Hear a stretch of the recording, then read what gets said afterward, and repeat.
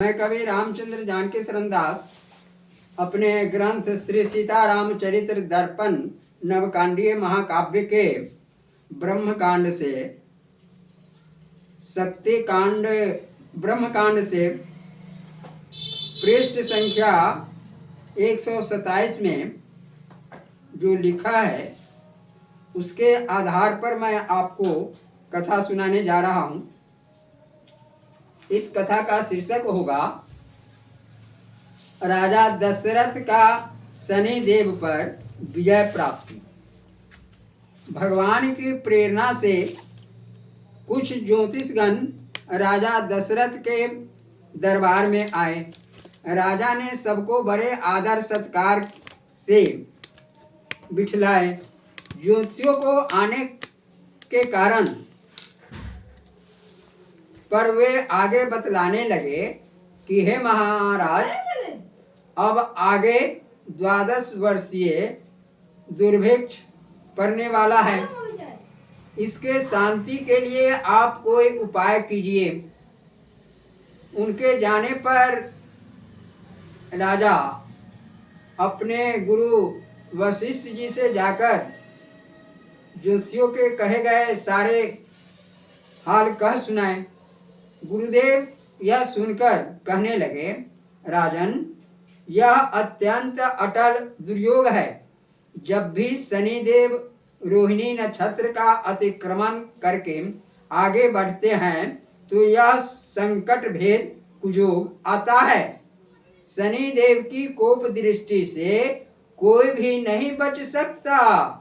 अतः आप कालक्षेप कीजिए। गुरुदेव, मेरी प्रजा दुखी होती रहे और मैं राजमहल में निश्चिंत बैठा रहूं। आप इसका कोई निदान बताएं। मैं प्राणों की आहुति देकर भी इसको रोकूंगा।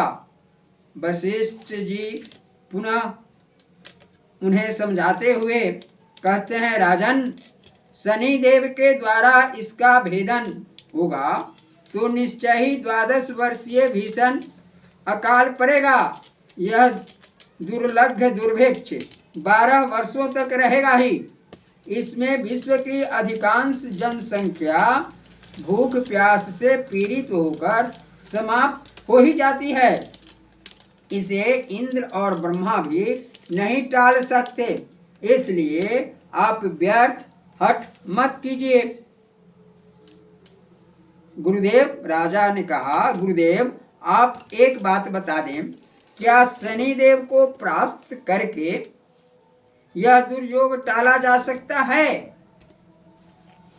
गुरुजी ने कहा, हाँ, यदि शनिदेव रोहिणी नक्षत्र का भेदन न करे तो यह दुष्काल स्वतः अपने आप टल जाएगा। गुरुदेव, दशरथ जी ने कहा, गुरुदेव, मुझे आपकी कृपा से शनिदेव की दृष्टि से किंचित भी भय नहीं हो रहा है। आपके अपूर्व धैर्य एवं अद्भुत साहस को देखकर मुझे अपार हर्ष हो रहा है। मैं आशीर्वाद देता हूँ कि आपके परोपकार युक्त सत्य कार्य की सफलता निश्चित रूप में होगी। आप इस प्रसन्नचेत आज ही शुभ नक्षत्र में प्रस्थान कीजिए। तब वे गुरुदेव के जुगल चरणों में प्रणाम कर रथ पर सवार हो चल पड़े। उनका रथ संकल्प पूर्वक चलता हुआ स्वर्ग के मुख्य द्वार पर रुक गया। कहाँ है देवराज इंद्र? मैं भूलोक से आकर उनसे मिलना चाहता हूँ। जब कोई उत्तर नहीं मिला तब वे युद्धकालीन शंख बजाने लगे। आवाज को सुनते ही देवराज इंद्र पाद्य अर्ध मधुपर्क आदि स्वागत सामग्री लिए देवगणों के साथ दशरथ जी के आगे स्वागत में शीश नवाते हुए कहने लगे। सभी कहते हैं, दशरथ महाराज की जय हो, जय हो। कहिए मित्रवर, इस समय वीर वेश में अस्त्र शस्त्रादि से विभूषित होकर यहाँ आने का आपका क्या कारण है? यह सुन दशरथ जी कहने लगे, मित्र देवेंद्र, मैं सूरों सहित आपको नमस्कार करता हूँ।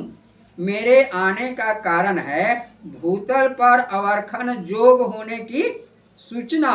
सुना है अब 12 वर्षीय दुष्काल का जोग प्रारंभ होगा। आप यह बतलाइए कि ऐसा अनाचार आप क्यों कराने जा रहे हैं?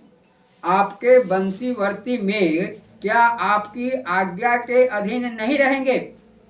क्या हुआ? सचमुच भूलोक के प्राणी जलाभाव में तड़प कर मरेंगे? यदि ऐसा हुआ तो मैं अपने दिव्यास्त्र प्रहार से स्वर्गलोक को राख बना दूंगा। मैंने बार बार आपको आवाज दी है, किंतु आप मेरे आवाज पर नहीं आए। इसी से मैंने युद्धवाची शंख बजा दिया। यदि आप किसी प्रकार 12 वर्षीय दुर्भिक्ष जोग रोक सके तो आज और अभी मैं आपको सखा मानकर यहाँ से अयोध्या लौट जाऊंगा। अन्यथा आपको मुझसे युद्ध करना होगा। इंद्र ने दीन वाणी में हाथ जोड़ते हुए कहा, धर्मशील नरेश, विधि का विधान मिटाने की क्षमता मुझ में नहीं है। आप यदि शनिदेव को संतुष्ट कर सके तो यह दुर्योग टल जाएगा। मैं तो इसमें बिल्कुल ही निर्दोष हूँ। आप मेरे ऊपर अपनी दया दृष्टि बनाए रहें। यह सुन दशरथ जी बोले, अब मैं आपके ऊपर प्रसन्न हूँ। आप इस विषय में सचमुच निर्दोष हैं। अब मैं यहाँ से शनि लोक जा रहा हूँ। दुर्भिक्ष जोग लाने में प्रधान कारण शनिदेव ही हैं। अतः मैं उनसे युद्ध भी करूँगा। वहाँ जैसे भी संभव होगा सूर्यपुत्र शनिदेव को संतुष्ट करूँगा। अच्छा देवेंद्र, अब आप देवताओं सहित मंगल कामना करें। इंद्र यहाँ, हाँ राजन, आपकी यह यात्रा आनंदमयी हो। आप विजयी होकर अयोध्या लौटें, यही आपके मित्र देवेंद्र की मंगल कामना है। अब दशरथ जी शनिदेव के द्वार पर पहुंचकर कहने लगे, कहाँ है संपूर्ण भूमंडल को प्रपीड़ित करने वाला शनिदेव कहाँ है?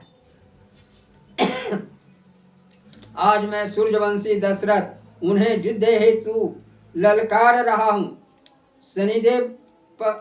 शनिदेव यह आवाज सुनते ही कहने लगते हैं कि आज जीवन में प्रथम बार मेरे लोक में आकर युद्ध के लिए कौन ललकार रहा है? शेर पर जटाजूट धारण किए गिरध पर सवार शनिदेव आंखों पर लोहे की काली पट्टी बांधे हुए दिखलाई पड़ते हैं। उन्हें देखकर दशरथ जी अपने दोनों हाथ जोड़कर कहते हैं, भगवान भुवन भास्कर कुमार श्री शनिदेव के जुगल चरणों में अजनंदन दशरथ प्रणाम करता है। शनिदेव हंसते हुए कहा, साहसी भूमिपाल, अब तत्काल तुम यहाँ से लौट जाओ। तुम्हारा साहस देखकर मैं बहुत ही प्रसन्न हूँ एवं धृष्टता देकर अत्यंत क्रोध भी हूँ। अतः मुझसे लड़ने की इच्छा छोड़कर तुम यहाँ से लौट जाओ। यदि तुमने लौटने में देरी की तो मैं तुझे अपनी दृष्टि निक्षेप मात्र से जलाकर खाक कर दूंगा। धरती पर रेखने वाला मनुष्य आज शनिदेव को युद्ध स्थली में युद्ध हेतु आवाहन करे और वह जीवित बच जाए, यह सर्वथा असंभव है। देव दानव मानव ऋषि मुनि नाग गंधर्व सभी प्राणी मेरे नाम से भयवश कांपते हैं। तुम्हारा यहाँ आने का कारण क्या है? इसे स्पष्ट कहो राजन। राजा दशरथ ने हाथ जोड़ते हुए कहा कि आप रोहिणी नक्षत्र के भेदन से विरत हो जाएं। शनिदेव ने क्रोध से कहा, असंभव।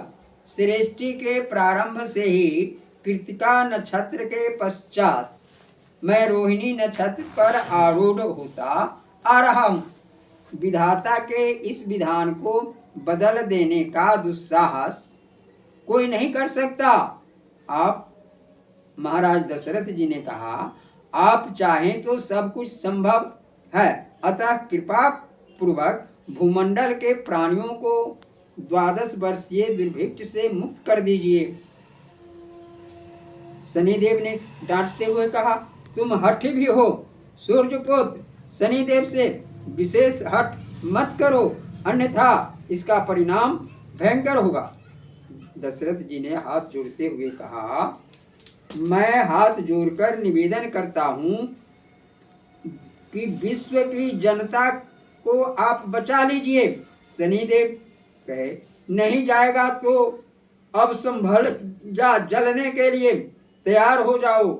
राजन दशरथ जी महाराज अब क्या करें? निराशाजनक बात को सुनकर अपने भगवान से प्रार्थना करते हुए कहते हैं, हाथ जोड़े भगवान से प्रार्थना करते हुए कहने लगे, रक्षा करना प्रभु।